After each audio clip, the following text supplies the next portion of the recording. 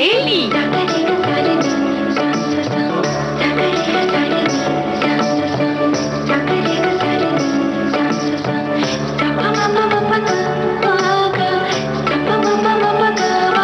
सखी सहेली।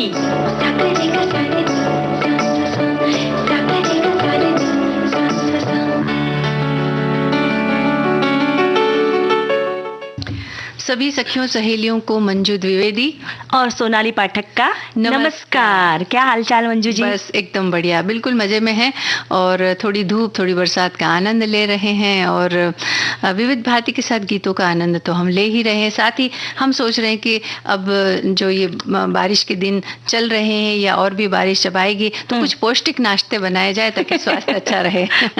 अभी जब आप यहाँ पे स्टूडियो में थी और जब मैं घर से आई तो इतनी झमाझम बारिश हो रही थी तो मैंने कहा देखो बाहर झमाझम बारिश है और अंदर सुरीली बरसात हो रही है।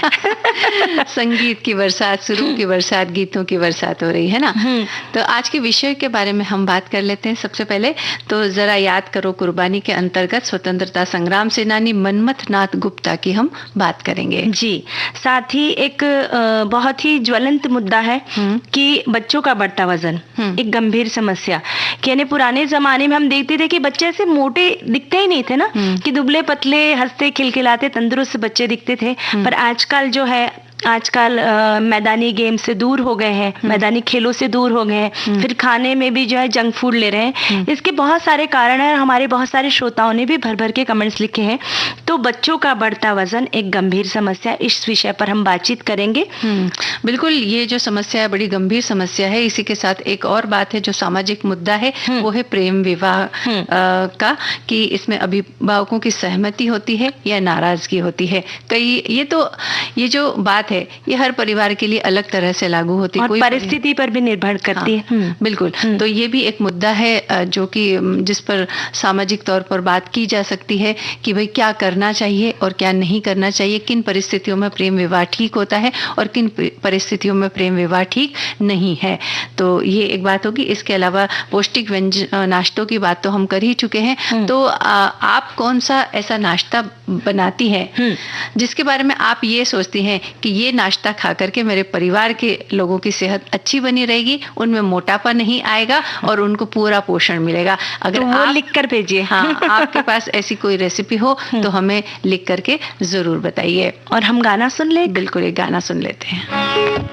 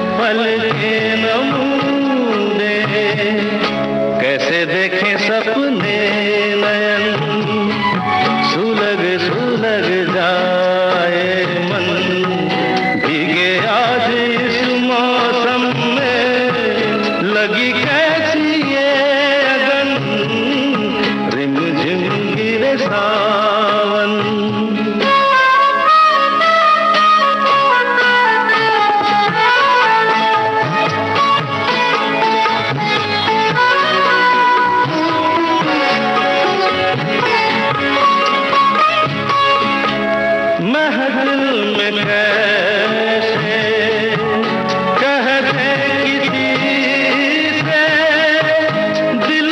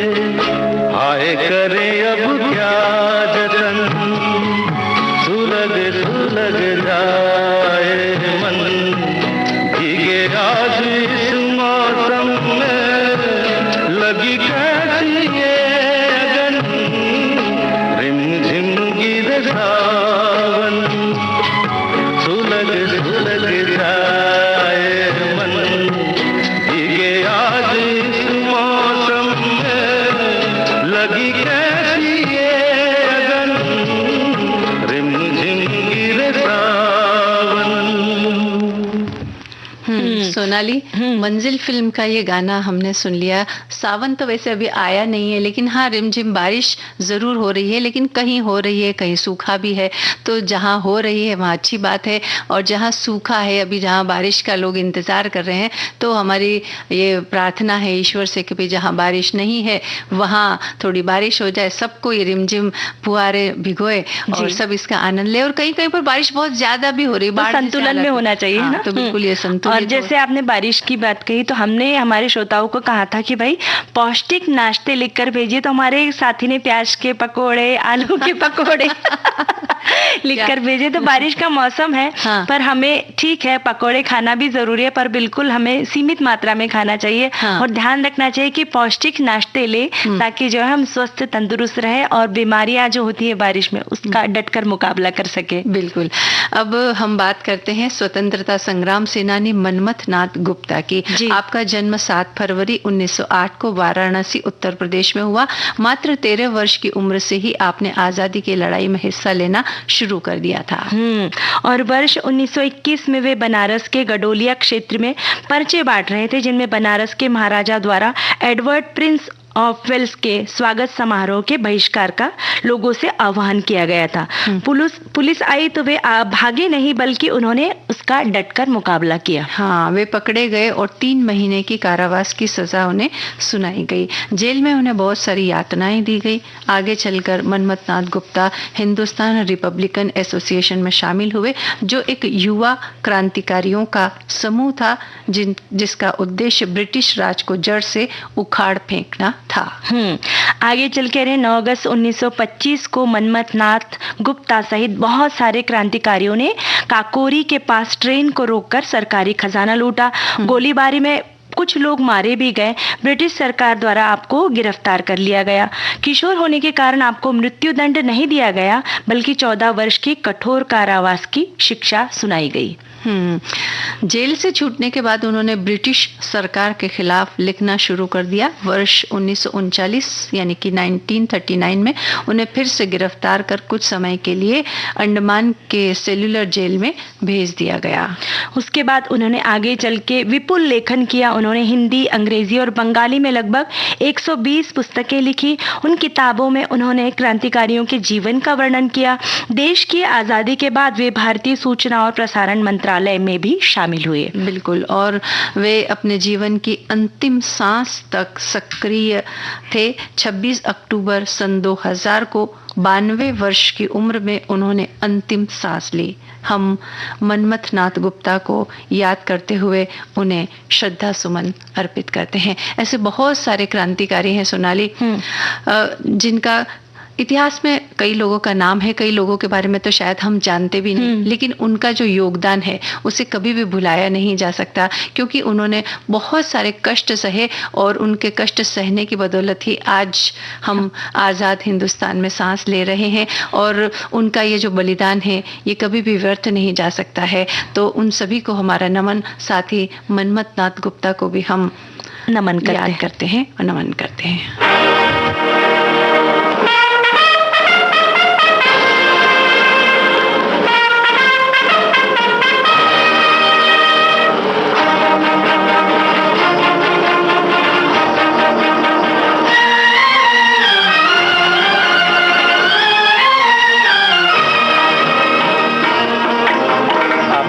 आजादी को हम हरगिज मिटा सकते नहीं, अपनी आजादी को हम हरगिज मिटा सकते नहीं।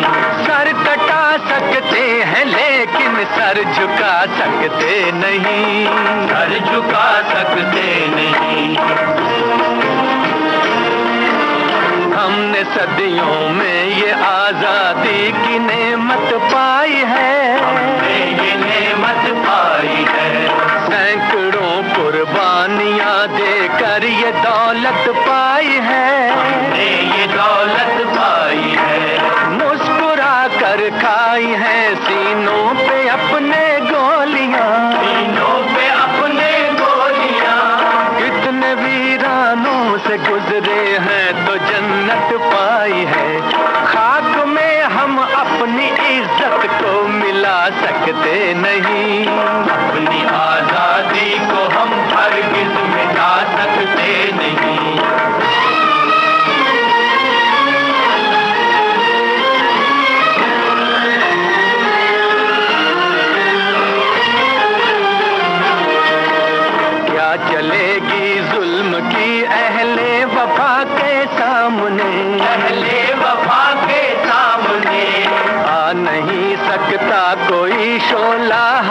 के सामने, शोला हवा के सामने, लाख फौजें लेके आए अमन का दुश्मन कोई, लाख फौजें लेके आए अमन का दुश्मन कोई, रुक नहीं सकता हमारी एकता के सामने, हम वो पत्थर हैं जिसे दुश्मन हिला सकते नहीं, अपनी आजादी को हम हरगिज़ मिटा सकते नहीं। वंदे मातरम, वंदे मातरम, वंदे मातरम।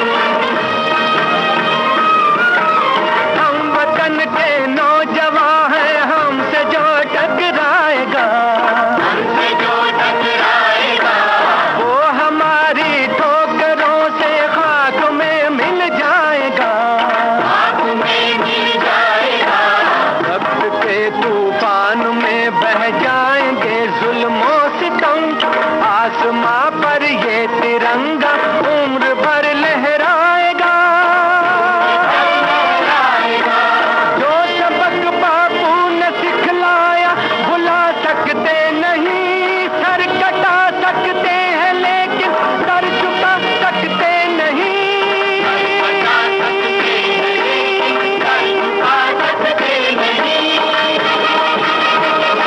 अपनी आजादी को हम हरगिज़ मिटा सकते नहीं, अपनी आजादी को हम हरगिज़ मिटा सकते।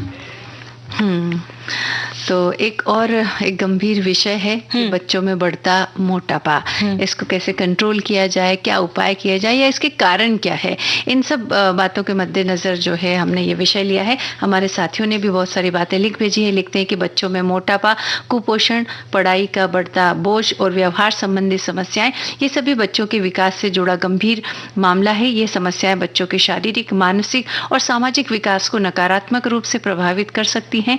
बच्चों में मोटापा एक गंभीर समस्या है जो हृदय रोग, मधुमेह और जोड़ों के दर्द जैसी कई स्वास्थ्य समस्याओं का कारण बन सकती है। बच्चों पर पढ़ाई का बहुत अधिक दबाव उन्हें तनाव, चिंता और अवसाद जैसी मानसिक स्वास्थ्य समस्याओं की ओर ले जा सकता है। माता पिता, शिक्षकों और समस्याओं के बारे में जागरूक होना चाहिए। खान पान का सुधार होना चाहिए। पैकेज, जंक फूड, शारीरिक श्रम, खेलकूद, इन सब पर ध्यान देना है और डिजिटल गैजेट से दूरी बनाना है। बहुत सही बात लिखी है। और हमारे एक साथी लिखते हैं कि बचपन में मोटापा एक गंभीर स्वास्थ्य स्थिति है जिसमें जीवन के शुरुआती दौर में शरीर में अतिरिक्त वसा होना शामिल है। अतिरिक्त वजन अक्सर बच्चों को मधुमेह और उच्च रक्तचाप जैसी अन्य स्वास्थ्य स्थितियों की ओर ले जाता है। बचपन में मोटापा कम आत्मसम्मान और अवसाद का कारण भी बन सकता है। और एक साथी ने यह भी लिखा है कि बच्चों के बढ़ते वजन का मुख्य कारण शारीरिक गतिविधि का ना के बराबर होना है। खाने पीने की सही आदतों का ना होना, खाने में जंक फूड का शामिल होना, ये सब बातें हैं जिसकी वजह से मोटापा बढ़ रहा है। और हमारे एक साथी ने ये मोटापा रोकने के उपाय लिखकर भेजे हैं कि बच्चों को फल, सब्जियां और साबुत अनाज जैसे स्वस्थ खाद्य पदार्थों का सेवन करने के लिए प्रोत्साहित करें। शारीरिक गतिविधियां, बच्चों को खेल कूद, नृत्य या अन्य शारीरिक गतिविधियों में शामिल होने के लिए प्रोत्साहित करें। स्क्रीन टाइम को सीमित करें, बच्चों के स्क्रीन टाइम को सीमित करें और उन्हें बाहरी गतिविधियों के लिए प्रोत्साहित करें। साथ ही एक बहुत जरूरी बात है पर्याप्त नींद। बच्चों को पर्याप्त नींद लेने में मदद करें। माता पिता की भूमिका, माता पिता को स्वस्थ भोजन और जीवन शैली की आदतों को अपनाना चाहिए और बच्चों के लिए एक सकारात्मक उदाहरण स्थापित करना चाहिए। नियमित स्वास्थ्य जांच, नियमित रूप से बच्चों के स्वास्थ्य की जांच भी करवाएं। यानी कभी कभी ऐसा होता है ना मंजू जी की घर में भी सादा ही खाना बनता है ना, अच्छा खाना बनता है पर ज्यादा जंक फूड नहीं खाते हैं, मैदानी खेल भी खेलते हैं, उसके बाद भी अगर बच्चे में मोटापा है तो उसमें थायराइड हो सकता है। तो ऐसा नहीं है कि ध्यान ना दे, टाल दे, उनकी जांच करवाना बहुत जरूरी है। पता अगर जल्दी से पता चल जाए तो उसका बहुत जल्दी उसमें हम निराकरण करके दवाइयों से भी कंट्रोल कर सकते हैं। बिल्कुल। एक और हमारे साथी ने कुछ इसी तरह की बात लिखी कि माता पिता के लिए महत्वपूर्ण है कि वे अपने बच्चों के वजन को लेकर जागरूक रहें, स्वस्थ आदतों को उनमें डालें और यदि आवश्यक हो तो डॉक्टर से सलाह लें और बच्चों को स्वस्थ जीवन शैली अपनाने में मदद करें। कुल मिला के बातें सब वही की वही है कि जो बच्चे हैं अब देखिए वो तो समझदार नहीं होते हैं, उन्हें इन बातों की समझ नहीं होती है कि क्या खाना चाहिए, क्या नहीं खाना चाहिए, क्या करना है, क्या नहीं करना है। लेकिन माता पिता उनके सामने एक बहुत अच्छा उदाहरण रख सकते हैं। अगर घर में बिल्कुल समय पर एक अच्छा भोजन बन रहा है जो कि पौष्टिक है और स्वास्थ्य के लिहाज से भी बहुत अच्छा है, तो बच्चे वही खाएंगे, और बचपन से अगर वही खाएंगे तो उनमें वही आदतें भी पनपेगी। लेकिन अगर उन्हें भूख लगी है, समय पर भोजन नहीं मिल रहा है, या उनके पसंद का भी नहीं मिल रहा है, कुछ हम ज्यादा ही अगर उसे ऐसा पौष्टिक बनाने के बारे में सोचते हैं, लेकिन अगर उसमें स्वाद ना हो तो भी बच्चे सोचते हैं कि नहीं, ये नहीं खाना है। तो इन दोनों का एक अच्छा तालमेल होना बहुत जरूरी है। और जब समय पर बच्चे को भोजन मिलेगा और उनकी पसंद का भी होगा और थोड़ा टेस्टी भी होगा, तो बच्चे घर का भोजन खाएंगे, बाहर का नहीं खाएंगे। अब बाहर के खाने में आजकल क्या मिलता है, बहुत तरीके के चिप्स मिलते हैं, पैकेज्ड फूड मिलते हैं, और उन सब में बहुत सारा वसा होता है, नमक होता है, मसाले होते हैं, और ये सब चीजें मोटापा बढ़ाने में बहुत सहायक होती है। भले ही वो बहुत स्वादिष्ट हो, पर वो बच्चों को समझाना चाहिए कि भाई ये स्वास्थ्य के लिए बहुत अच्छा नहीं है। और एक उदाहरण दूंगी मंजू जी की, बच्चे अगर नाराज हो गए तो मम्मी पापा उन्हें चॉकलेट ला कर देते हैं, पर इतनी बड़ी चॉकलेट होगी ना अपने हथेली भर के, तो पूरी चॉकलेट एक ही समय उन्हें दे दिया जाता है। फिर अगर उन्हें बोले कि नहीं, उसमें के 2-3 ही टुकड़े अभी खाओ, फिर कल खाओ, परसों खाओ, अगर इस तरह से समझाए तो ठीक है, क्योंकि उसमें बहुत सारा फैट होता है। पूरी एक चॉकलेट, इतनी बड़ी चॉकलेट ला के दे देते हैं और बच्चे भी खा लेते हैं आराम से। वो तो बच्चे हैं, उन्हें क्या समझता है, पर हमें ये ध्यान रखना है कि यार हम सोचते हैं बच्चे हैं ना, पसंद है तो खाने दो, ज्यादा लाड़ प्यार भी इस मामले में ठीक नहीं है। हाँ, और पहले क्या होता था ना, बच्चे अच्छा खाते थे, लेकिन साथ ही साथ बच्चों का व्यायाम भी हो जाता था। इतनी दौड़ लगाते थे, खेलते थे, कूदते थे, बाहर घूमते थे, अपने साथियों के साथ में धमा चौकड़ी चलती रहती थी, और इसकी वजह से जो खाया पिया था वो हजम हो जाता था, इसलिए मोटापा नहीं आता था। लेकिन आजकल क्या हो गया है, खाने को तो बहुत अच्छा, बहुत ज्यादा मिल रहा है, लेकिन साथ साथ में व्यायाम बिल्कुल नहीं हो रहा है। बच्चे खेलने के लिए बाहर नहीं जाते, दिन भर अपने मोबाइल से चिपके रहते हैं, टीवी देखते रहते हैं, नहीं तो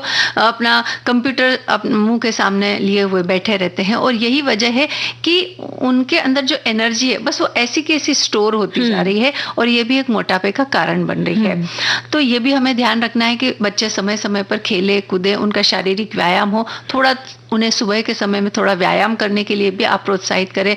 योग अगर आप खुद करते हैं तो अपने सामने बच्चे को बिठाएं, उन्हें सिखाएं, और अगर बचपन से ये आदत डाली जाएगी तो संभव है कि बच्चे करें।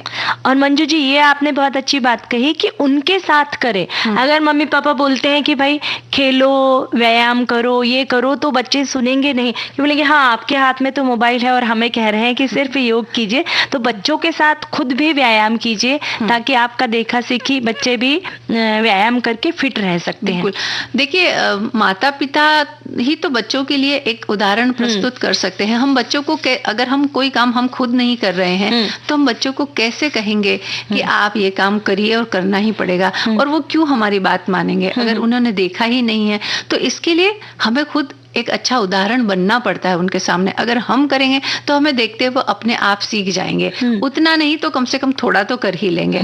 तो ये उदाहरण हमें खुद प्रस्तुत करना है। इसके अलावा आजकल एक अनियमित दिनचर्या बहुत देखी जा रही है बच्चों में। रात को देर रात तक जागते रहते हैं, अपने दोस्तों से बातें करते रहते हैं, फोन पर चिपके रहते हैं, या फिर मैसेजेस का आदान प्रदान होता रहता है, यहाँ से मैसेज किया, वहां से आया, बातचीत चल रही है। और इसकी वजह से देर तक जागने की वजह से और सुबह फिर देर तक सोए रहते हैं, ये जो एक अनियमित दिनचर्या है ये भी मोटापे का एक कारण बन रही है। बहुत ही ये ज्वलंत है कारण। और साथ ही मंजू जी, एक और बात है ना कि परिवार में अगर खेल खेल का वातावरण होगा कि चलो हम म्यूजिक लगाते हैं और सब मिलके डांस करेंगे, तो वो एक हमारे परिवार के बीच में एक बॉन्डिंग भी बढ़ता है और उसमें व्यायाम भी हो जाता है। चलो फिर नहीं तो बस बच्चों के पीछे पढ़ाई करो ऐसे बोल के बच्चे भी पेरेंट्स से दूर भागते हैं। तो अगर हम इस तरह से हेल्दी वातावरण क्रिएट करें कि भाई म्यूजिक लग रहा है, डांस कर रहे हैं, चलो हम पकड़ रहे हैं, इस तरह से, तो उसमें वजन भी कम होगा, एक बॉन्डिंग भी हो जाएगी और स्वस्थ जीवन हो जाएगा, पूरी फैमिली ही एक आदर्श परिवार हो जाएगा। बिल्कुल। पढ़ाई का आजकल हमने देखा है कि बहुत ज्यादा बच्चों के ऊपर बोझ भी है ना, प्रेशर। हाँ, प्रेशर है। कई बार तो जो जैसे थोड़ी उम्र के जो बच्चे होते हैं तो माता पिता का एक घर के अंदर एक ऐसा वातावरण बन जाता है, नहीं तुमको 90% से ऊपर तो लाना ही है, अगर नहीं लाए तो तुमको एडमिशन नहीं मिलेगा, ये नहीं होगा, वो नहीं होगा, तुमको यही पढ़ाई करनी है, वही पढ़ाई करनी है।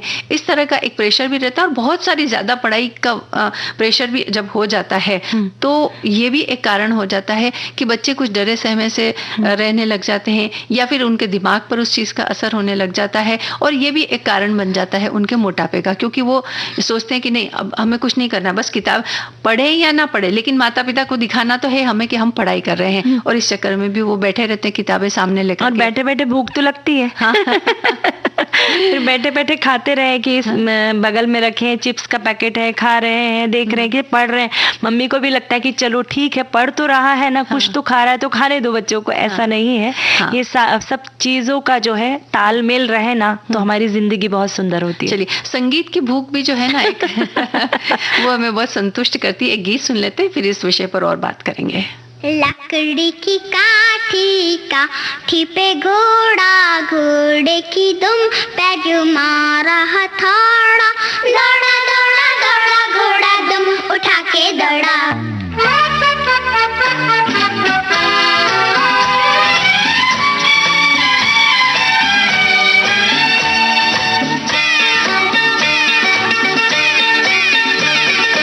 लकड़ी की काठी काठी पे घोड़ा, घोड़े की दुम पे जो मारा हथौड़ा, दौड़ा दौड़ा दौड़ा घोड़ा दुम उठा के दौड़ा। लकड़ी की काठी काठी पे घोड़ा, घोड़े की दुम पे जो मारा हथौड़ा, दौड़ा दौड़ा दौड़ा घोड़ा दुम उठा के दौड़ा।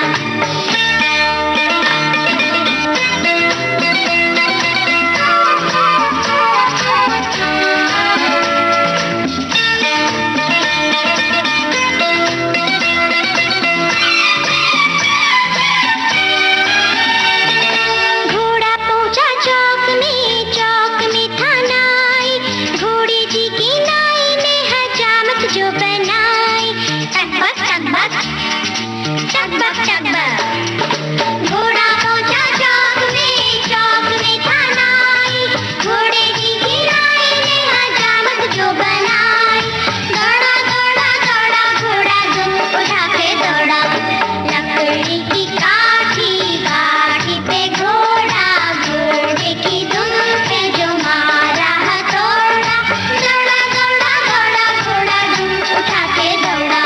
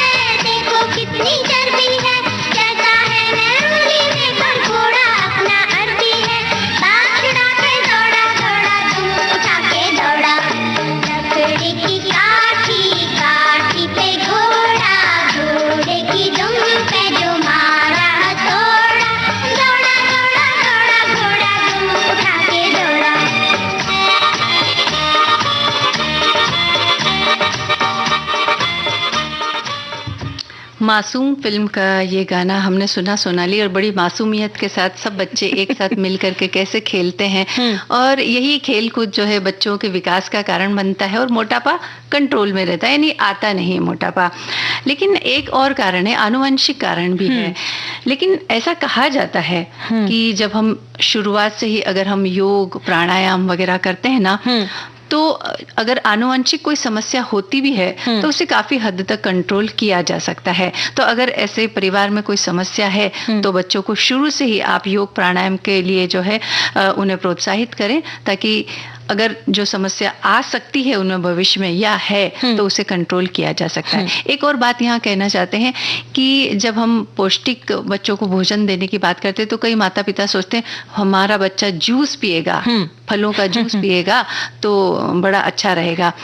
लेकिन वो जूस जो है वो फ्रेश जूस नहीं होता है, बल्कि बहुत सारे पैकेट वाले जो जूस आते हैं मार्केट में, वो बहुत सारे पैकेट के पैकेट ला करके फ्रिज में रख देते हैं और बच्चों को बोलते हैं भाई तुमको जो फ्लेवर पसंद हो वो आप निकालिए और इसमें से पी लीजिए। उन्हें लगता है कि हमारा बच्चा तो फल का जूस पी रहा है, जबकि होता यह है कि उसमें बहुत सारी शर्करा होती है, बहुत सारे प्रिजर्वेटिव होते हैं जो बच्चे के लिए नुकसानदायक साबित, कलर भी डालते हैं उसमें, कलर भी होते हैं। तो अगर आपको बच्चों को जूस देना ही है तो उन्हें फल का जूस आप खुद निकाल कर दें, या फिर पूरा का पूरा फल ही खाने के लिए। फल खाना ज्यादा अच्छा है, क्योंकि जब हम फल खाते हैं तो हम चबा चबा के खाते हैं तो हमारी लार जो होते हैं उसमें के पाचक गुण भी उसमें शामिल होते हैं और वो बहुत जल्दी पच जाता है। और देखिए ना कि जब हम जूस पियेंगे ना, एक गिलास जूस पियेंगे उसमें 3 से 4 संतरे होंगे। अगर एट ए टाइम हम 3 से 4 संतरे खाएंगे तो हमें ज्यादा तकलीफ हो सकती है, इसलिए अगर हम संतरा खाएंगे तो एक ही खा सकते हैं, पर जूस पियेंगे तो 4-5 फल चले जाएंगे तो पचने में भी बहुत भारी हो सकता है। तो इस बात का हमें ध्यान रखना चाहिए। छोटी छोटी बातें होती हैं कि भाई, और फिर ऐसा नहीं है कि पौष्टिक है तो टेस्टलेस है, उसको हम टेस्टी भी बना सकते हैं। ऐसा नहीं है कि पौष्टिक खाना है तो बिना तेल घी का है, उसे बहुत अच्छा सा हम स्वादिष्ट बना सकते हैं। जरूरी नहीं कि तला भुना खाना है वही स्वादिष्ट होगा। यानी थोड़ा सतर्क रहें और थोड़ा सा आपका ज्ञान जो है वो चारों तरफ नजर बना करके अपने ज्ञान में वृद्धि करते रहें, तो इन सब बातों का ख्याल रखा जा सकता है। अब हमें एक बात का ख्याल रखना है कि समय हो चला है एक ब्रेक का।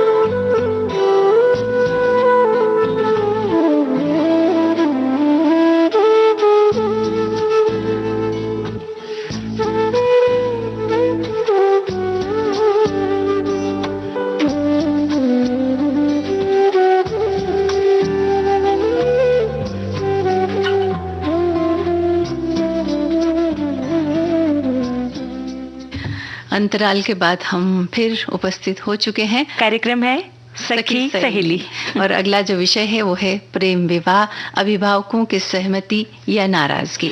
हमारा जो भारतीय समाज है ना, इसमें विवाह में न केवल 2 व्यक्तियों का बल्कि 2 परिवारों का मिलन होता है। हमारे यहाँ आज भी अभिभावकों द्वारा तय किए गए विवाह ज्यादा मान्यता प्राप्त करते हैं। लेकिन अभी जो समय बदल रहा है तो इस बदलते समय में प्रेम विवाह का प्रचलन भी बढ़ा है और अब मान्यता भी इन्हें मिलने लगी। परिवार भी सोचते हैं कि हाँ ठीक है, कोई बात नहीं, बच्चे खुश हैं तो कोई बात नहीं, कर ले अपनी मर्जी से। ऐसा भी है। वैसे मंजू जी, प्रेम विवाह में कभी कभी अभिभावक खुशी खुशी सहमति दे देते हैं और कभी कभी प्रेम विवाह उनकी नाराजगी का भी कारण बन जाते हैं। अगर माता पिता की नाराजगी की बात की जाए तो उन्हें लगता है कि ये जो निर्णय ले रहे हैं बच्चे, इससे उन्हें बाद में पछतावा ना लेना पड़े, है ना। यानी उन्हें डर लगता है कि भाई ये शादी टिकेगी या नहीं टिकेगी, ये जल्दबाजी में निर्णय ले रहे हैं तो आगे जाके इन्हें, इसके पीछे अभिभावकों को थोड़ा डर ही रहता है। उनका उनके मन में अपने बच्चों के प्रति प्यार रहता है, इसके कारण भी डरते हैं वे। हाँ, उन्हें लगता है कि अगर जैसे विभिन्न परिवेश के जो है बच्चे, अगर वो शादी करेंगे तो वो एक दूसरे के साथ एडजस्ट करने में थोड़ा सा उन्हें दिक्कत आएगी, कैसे वो सामंजस्य बिठाएंगे। इसका जो खान पान, रहन सहन, इसका वातावरण बिल्कुल अलग है, उसका अलग है। तो जब साथ में रहते हैं तो इन चीजों में सामंजस्य कैसे स्थापित होगा, इस बात का डर उन्हें बना रहता है। इसके लिए वो कहते हैं कि नहीं, प्रेम विवाह नहीं करो, बल्कि हम आप अपने हिसाब से जो कुछ ठीक होगा ऐसा एक परिवार हम ढूंढेंगे, ऐसा एक लड़का या लड़की ढूंढेंगे और उनसे विवाह करें। क्योंकि प्रेम विवाह में जाति, धर्म, आर्थिक स्थिति, सामाजिक परंपराएं, ऐसी अन्य बातें बहुत ज्यादा मायने रखती है जो अभिभावकों के नाराजगी का कारण होती है। ये सब विषय उनके साथ आ जाते हैं और वो सोचते हैं कि नहीं, ये नहीं होना चाहिए। पर कभी कभी परिस्थिति भी निर्भर करती है ना मंजू जी, कि अगर वर वधू जो है एक बड़ी उम्र की, यानी पढ़ाई लिखाई हो चुकी है उनकी, नौकरी कर रहे हैं, आर्थिक रूप से संपन्न है, स्वावलंबी है, तब अभिभावक सोचते हैं कि दोनों अपना अच्छा बुरा भली भांति जानते हैं और ये समझदार हो चुके हैं, तो वे फिर आसानी से सहमति भी दे देते कि चलो ठीक है, तुमने एक दूसरे के स्वभाव को परख लिया है, एक दूसरे को जान पहचान लिया है, तो इसमें कोई भी हर्ज नहीं है। हाँ, और आजकल बच्चे जो है एक उम्र के बाद ही शादी करते। पहले की बात और थी कि 20 साल 21 साल में शादी हो जाती थी, तब इतने समझदार नहीं हुआ करते थे बच्चे। लेकिन आजकल बच्चे भी 18 19 20 साल में शादी नहीं करते। अभी बच्चे 25 साल की उम्र के बाद ही शादी सोचते हैं। बिल्कुल, तब तक उनकी पढ़ाई हो चुकी होती है, वो करियर में अपने आप को स्थापित कर चुके होते हैं और उसके बाद वो शादी के बारे में सोचते हैं। फिर वो एक साथी अगर उन्हें मिल जाता है तो वो सोचते हैं कि हाँ, ये जो है मेरा साथी है या मेरे साथ काम करता है, मेरे साथ पढ़ाई की हुई है और शायद ये साथी मेरे लायक है और इससे अगर मैं शादी करूंगा, विवाह करूंगा या करूंगी तो मेरे लिए ठीक होगा, ऐसा वो सोचते हैं। और ये बात कई बार ठीक भी होती है, ऐसी कोई इसमें कोई हर्ज वाली बात भी नहीं है, लेकिन कई बार उनके निर्णय शायद गलत भी हो सकते हैं। और कभी कभी ऐसा होता है ना मंजू जी कि जो वर वधू यानी जो बच्चे हैं, युवा हैं, वो अगर कम उम्र के हैं, शिक्षा ले रहे हैं, कॉलेज में पढ़ रहे हैं, दोनों में परिपक्वता की कमी है और ये सिर्फ एक आकर्षण है, तब अभिभावक थोड़े नाराज हो जाते हैं और अपने बच्चों की भलाई ही चाहते हैं। तब कहते हैं कि नहीं भाई, तुम पहले अपने अच्छे से पढ़ाई कर लो, करियर में सेट कर लो, नौकरी कर लो और उसके बाद में निर्णय लो। उस वक्त माता पिता नाराज हो जाते कि भाई ये उम्र नहीं है तुम्हारी। ऐसा होता है, कई बार होता है। बिल्कुल, होता क्या है कि माता पिता अपने बच्चों के भविष्य में, उनके सुख दुख, उनके सामाजिक प्रतिष्ठा को लेकर चिंतित रहते हैं। अभिभावक चाहते हैं कि विवाह ऐसा हो जिसमें दोनों परिवारों का मान सम्मान बना रहे। कई बार नाराजगी भावनात्मक कारणों से होती, तो कई बार सामाजिक दबाव भी होता है कि लोग क्या कहेंगे, और ये भी कारण बनता है कि वो प्रेम विवाह के लिए मना करते हैं। और इसके अलावा ये बहुत ही संजीदा विषय है और इसमें आपसी संवाद और समझदारी की बहुत ज़्यादा ज़रूरत होती है। युवाओं को भी निर्णय जल्दबाजी में नहीं लेना चाहिए। अभिभावकों से वो बातचीत करें, उनके विचार सुने और फिर ही कोई निर्णय लें। और इसके अलावा क्या होना चाहिए बताओ? इसके अलावा तो बहुत सारी ऐसी बातें हैं मंजू जी कि हम बात करें तो पूरे हम 2-3 घंटे इसी विषय पर बात कर सकते हैं, पर एक गाना सुन ले। बिल्कुल, और हमारे साथियों ने भी बहुत सारी बातें लिखी है तो वो भी हम पढ़ के सुनाएंगे। तेरे घर के सामने एक घर बनाऊंगा, तेरे घर के सामने दुनिया बसाऊंगा, तेरे घर के सामने एक घर बनाऊंगा, तेरे घर के सामने।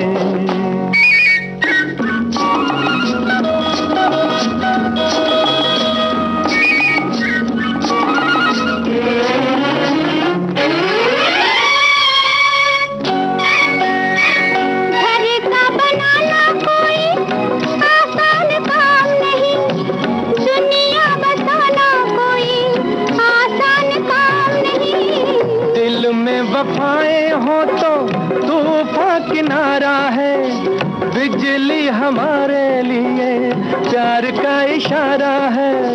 तन मन लुटाऊंगा, तेरे घर के सामने दुनिया बसाऊंगा, तेरे घर के सामने एक घर बनाऊंगा, तेरे घर के सामने।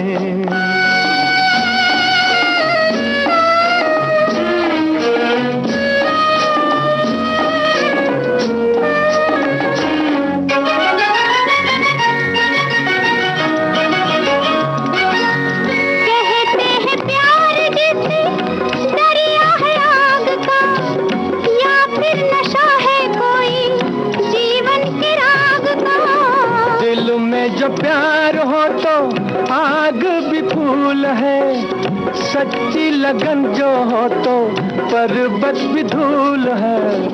तारे सजाऊंगा तेरे घर के सामने, दुनिया बसाऊंगा तेरे घर के सामने, एक घर बनाऊंगा तेरे घर के सामने।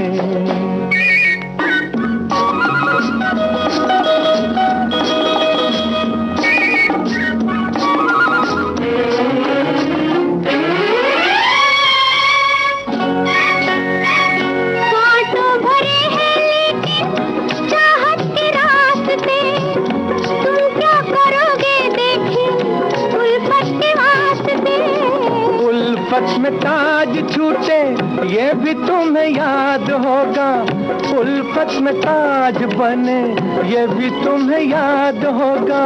मैं भी कुछ बनाऊंगा तेरे घर के सामने, देखी दुनिया बसाऊंगा तेरे घर के सामने, एक घर बनाऊंगा तेरे घर के सामने, दुनिया बसाऊंगा तेरे घर के सामने, एक घर बनाऊंगा तेरे घर के सामने, दुनिया बसाऊंगा तेरे घर के सामने, एक घर बनाऊंगा तेरे घर के सामने। 90 बरस की ऊर आकाशवाणी। जी, मेरा नाम डॉक्टर सुब्रतो गुहा है और मैं पूना महाराष्ट्र में रहता हूँ। प्रोफेशन रहा है हॉस्पिटल एडमिनिस्ट्रेशन। दादी जी के पास एक पुरानी रेडियो हुआ करती थी और वो वाल्व वाला रेडियो था, और वो मॉर्निंग में जब रेडियो ऑन करती थी तो आकाशवाणी का जो वो सिग्नेचर ट्यून वो बजता था और वो मुझे अट्रैक्ट किया। तो उस समय मैं क्लास 5 में पढ़ता था और उसी से एक रेडियो सुनने का एक चस्का लगा। सवेरे 5:53 से जब पुणे विविध भारती स्टेशन का ओपनिंग होता है, फिर वंदनवार, फिर आपके भूले बिसरे गीत, फिर हम है राही प्यार के सारा प्रोग्राम्स मैं सुनता हूँ। दोपहर में सखी सहेली, हेलो फरमाइश हुआ या हेलो सहेली हुआ या आज के मेहमान हुआ या बॉम्बे टॉकीज हुआ या जो भी हुआ, संडे को तो खास करके उजाले उनकी यादों के सुनना ही सुनना है। अगर हम लोग एक knowledge upgradation point of view से देखें, आकाशवाणी से जो इंफॉर्मेशन और नॉलेज हम लोगों को मिलता है वाकई में एक काबिल तारीफ चीज है। 90 बरस की ऊर आकाशवाणी।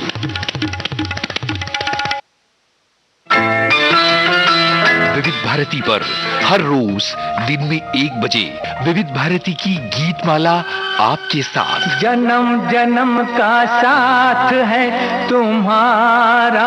इस कार्यक्रम में हर पायदान पर होगी आपकी भागीदारी। हम और तुम, तो हम और आप पिरोएंगे गीतों की इस माला के मोती साथ साथ। हम साथ हैं। जुड़े रहिए हमारे साथ विविध भारती के फेसबुक पेज पर।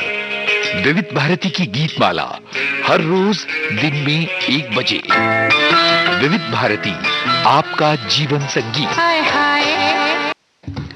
मंजू जी, हम साथ साथ हैं। बिल्कुल, हम साथ साथ हैं, लेकिन एक बात को हम यहाँ सही करना चाहते हैं। देखिए, जरा याद करो, कुर्बानी के अंतर्गत हमने स्वतंत्रता सेनानी की बात की और वो स्वतंत्रता सेनानी है मनमथ नाथ गुप्त जी। तो हम यहाँ इसे सही करना चाहेंगे। मनमथ नाथ गुप्त के बारे में हमने जानकारी दी। बिल्कुल। और हम बात कर रहे थे कि प्रेम विवाह के बारे में कि क्या ये अभिभावकों की इसमें सहमति होती है या नाराजगी होती। भाई, ये बहुत सारी बातों पर निर्भर करता है। कई बार जो अभिभावक होते हैं वो अपने विचारों से इतने स्वतंत्र होते हैं या फिर आज़ाद ख्यालों के होते हैं। वो सोचते हैं नहीं, बच्चे अपने हिसाब से अपना जीवन साथी ढूंढे और रह सकते हैं, इसमें कोई दिक्कत नहीं है। कई बार माता पिता सोचते नहीं, हम अपनी मर्जी से जो है उसके लिए जीवन साथी ढूंढेंगे। देखिए, इन सब बातों का केवल मतलब यही है कि दोनों खुश रहे। हाँ, जिसके भी साथ विवाह करें तो ऐसा जीवन साथी अपने लिए चुने कि जिसके बारे में आपको ये लगता है कि नहीं, ये जीवन साथी मेरे लिए सबसे सही है, ये मेरी बातों को समझ सकता है, हम एक दूसरे के विचारों से सहमत है और एक दूसरे के साथ सुखी रहेंगे। अगर ऐसा जीवन साथी आपको मिलता है तो चाहे ये प्रेम विवाह हो या अरेंज मैरिज हो, उससे फर्क नहीं पड़ता है। हमारे एक साथी लिखते हैं, प्रेम विवाह किसी की नाराजगी हो, माता पिता, परिवार, समाज, पहले आप खुद अपने मन मन को तौले। क्या हम दोनों एक साथ अपना जीवन व्यतीत कर सकते हैं? क्योंकि 1-2 घंटे पार्क में और कॉफी टेबल पर मिलना और साथ रहकर जिंदगी जीना, दोनों में बहुत जमीन आसमान का अंतर होता है। विवाह सिर्फ 2 परिवारों, 2 लोगों का मिलन नहीं होता, एक जिम्मेदारी, समर्पण और एक विश्वास है। एक दूसरे के प्रति स्नेह, सम्मान का भी साथ होता है, जो दोनों को मिलकर निभाना होता है, चाहे वो प्रेम विवाह हो या अरेंज मैरिज हो। एक साथी ये भी लिख रहे हैं कि प्रेम विवाह सही या गलत, अभिभावकों की सहमति या नाराजगी, ये विवाद का विषय है। हम इसका कोई निश्चित उत्तर नहीं दे सकते, क्योंकि ये बात व्यक्ति की परिस्थितियों, मूल्यों और मान्यताओं पर निर्भर करता है। कुछ लोगों के लिए प्रेम विवाह स्वतंत्रता, सम्मान और खुशी का प्रतीक है, वहीं कुछ लोगों के लिए सामाजिक चुनौतियों, पारिवारिक दबाव का कारण बन सकता है। प्रेम विवाह में स्त्री और पुरुष प्रेम, एक दूसरे के साथ लगाव से प्रेम होता है। उसी तरह अगर उन दोनों के परिवारों के बीच सहमति के साथ प्रेम भरा माहौल बन जाए, तब सोने पे सुहागा बन सकता है। अगर दोनों जो है इससे सहमत हो जाए तो ये संभावनाएं थोड़ी कम होती है, लेकिन जरूरी है। हमारे एक साथी लिखते हैं, प्रेम विवाह आजकल माता पिता की सहमति से ही होता है। वो माता पिता बहुत समझदार होते हैं, जो बच्चों की पसंद को अपनी पसंद मान लेते हैं और परिवार की सहमति से विवाह संपन्न होता है। अगर माता पिता की सीख अच्छी होती है तो बच्चे भी जीवन साथी पसंद करने में कोई कसर नहीं छोड़ते। वे वही पसंद करते हैं जो उनके माता पिता को पसंद आ सके और अपने समकक्ष पसंद करते हैं, जिससे परिवार को कोई शिकायत का मौका ही नहीं मिलता। बिल्कुल। एक साथी ये भी लिख रहे हैं कि प्रेम विवाह अब पहले की तरह मुश्किल नहीं रहा। पहले के पेरेंट्स को प्रेम विवाह में आपत्ति होती थी, पर अब ऐसी कोई बात नहीं रह गई। अब तो ज्यादातर बच्चे अपनी पसंद से ही शादी कर रहे हैं। मेरे ख्याल में अब रोकने टोकने जैसी कोई बात नहीं होनी चाहिए, क्योंकि परिवार चाहे या न चाहे बच्चे अपनी पसंद से शादी करेंगे। तो इससे अच्छा है कि आप भी खुशी खुशी विवाह के लिए राजी हो जाएं। मेरी सहेली के बेटे ने अपनी पसंद बताई तो उसके घर के लोगों ने मना कर दिया और फिर किसी तरह से शादी हो पाई। तो ये अलग अलग परिस्थितियां होती हैं जिन पर ये बातें निर्भर करती है, लेकिन अभी की परिस्थिति ये है कि हमें गीत सुनना है। सुनते हैं गाना।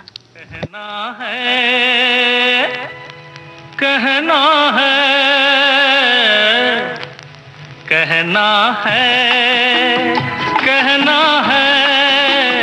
आज तुमसे ये पहली बार।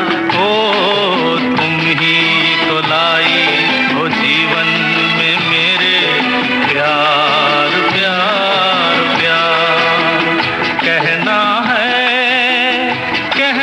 है आज तुमसे ये पहली बार। ओ तुम ही तो लाई हो जीवन में मेरे प्यार प्यार प्यार।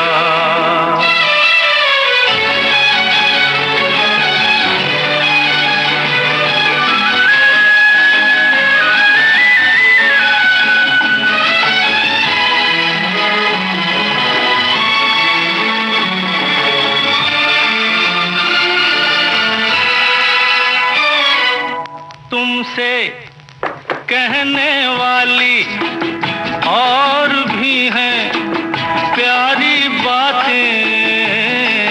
तुमसे कहने वाली और भी हैं प्यारी बातें।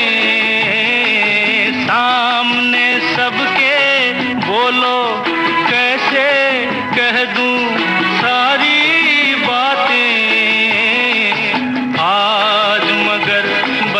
इतना ही करना है इकरार। तुम ही तो लाई हो जीवन में मेरे प्यार प्यार प्यार।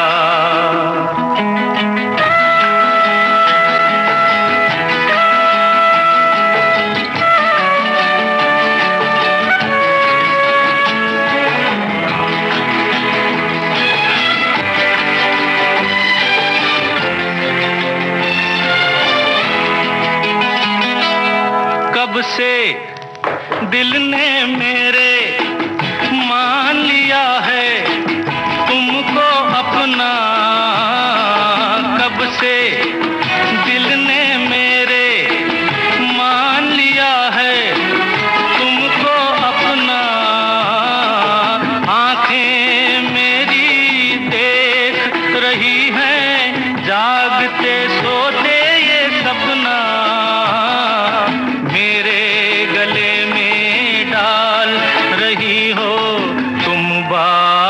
का हार तुम ही तो लाई हो जीवन में मेरे प्यार प्यार प्यार। कहना है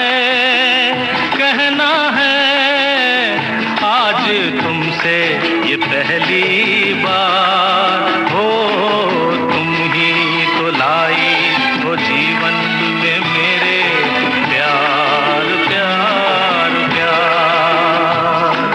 तुम ही तो लाई हो जीवन में मेरे प्यार प्यार प्यार। प्यार की जब बात हो तो कुछ पौष्टिक नाश्ते ऐसे होते हैं ना जो पोषण के साथ साथ स्वादिष्ट भी इतने होते हैं कि हमें उनसे भी प्यार हो जाता है। हमने श्रोताओं से कहा था कि भाई आप अगर कोई ऐसे नाश्ते बनाते हो जो पौष्टिक भी हो, स्वादिष्ट भी हो, उसमें कुछ लोगों ने हमें लिख करके भेजा। एक चुकंदर का चीला किस तरह से बनाया जाए इसकी रेसिपी लिख करके भेजी हमारे साथियों ने कि सूजी, बीटरूट, दही, नमक, अजवाइन, हरी मिर्च, बारीक कटी धनिया की पत्ती, ये इसके लिए सामग्री चाहिए। चुकंदर को घिसकर सूजी, दही और अन्य सामग्री, नमक, अजवाइन, मिर्च, इन सभी चीजों को मिलाकर थोड़ी देर के लिए छोड़ दें। उसके बाद नॉन स्टिक में थोड़ा सा घी या मक्खन लगाकर या तेल लगाकर इनका चीला बना ले। धीमी आंच पर सेकें। ये ऊपर से कुरकुरा होता है, बेहद अंदर से बेहद सॉफ्ट होता है, पौष्टिक और सुपाच्य चीला ये तैयार है। जो चुकंदर नहीं खाना चाहते हैं वो भी इसे स्वाद देकर खाएंगे। बड़ा प्यारा कलर आता है इसका। मूंगफली की चटनी, सॉस या तिल की चटनी के साथ भी इसका आनंद ले सकते हैं। क्या बात है।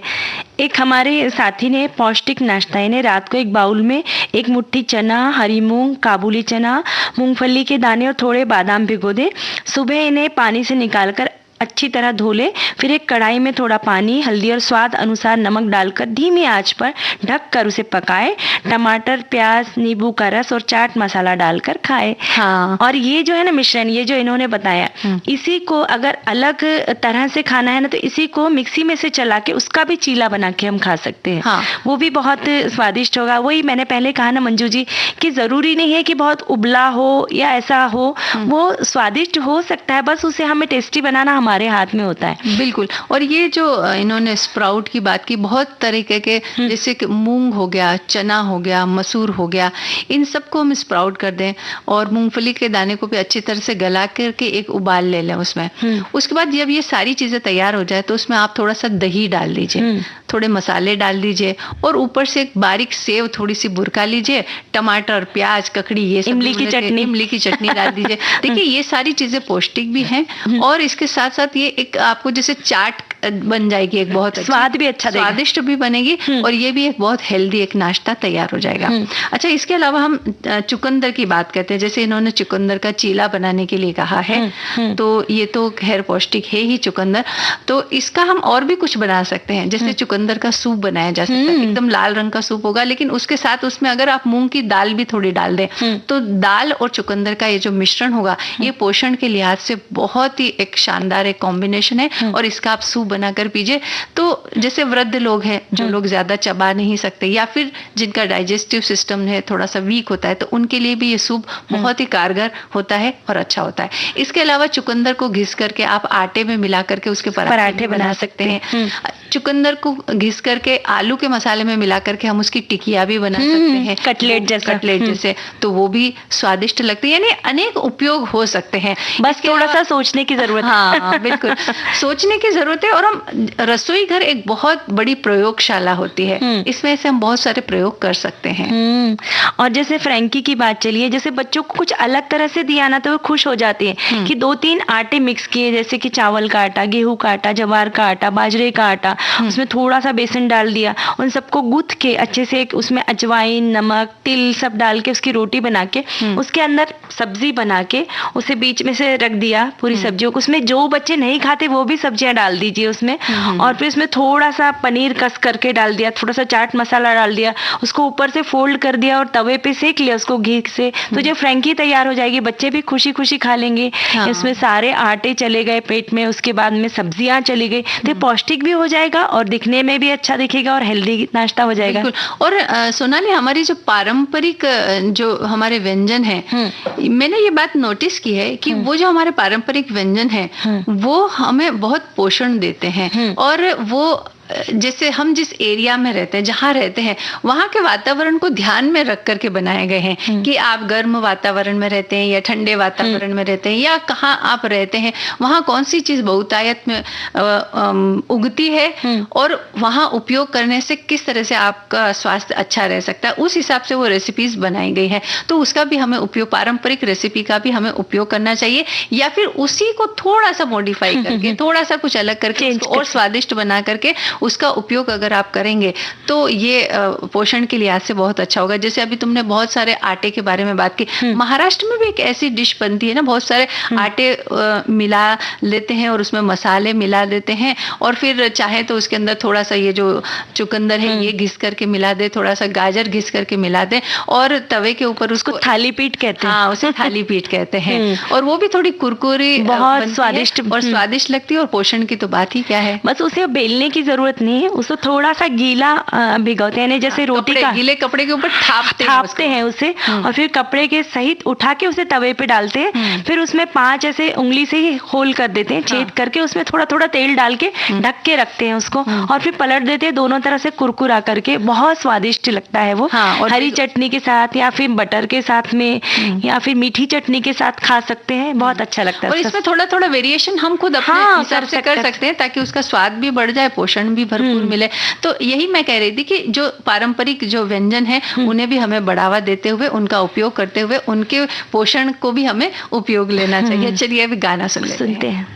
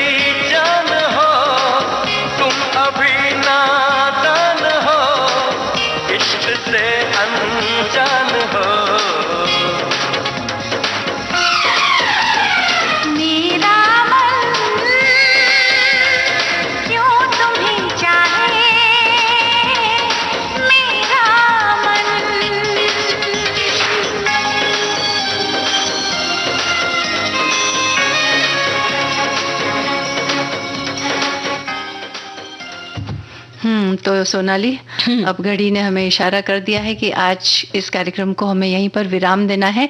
तो अब कार्यक्रम समाप्त करने की इजाजत दीजिए। आप सभी को मंजू द्विवेदी और सोनाली पाठक का नमस्कार।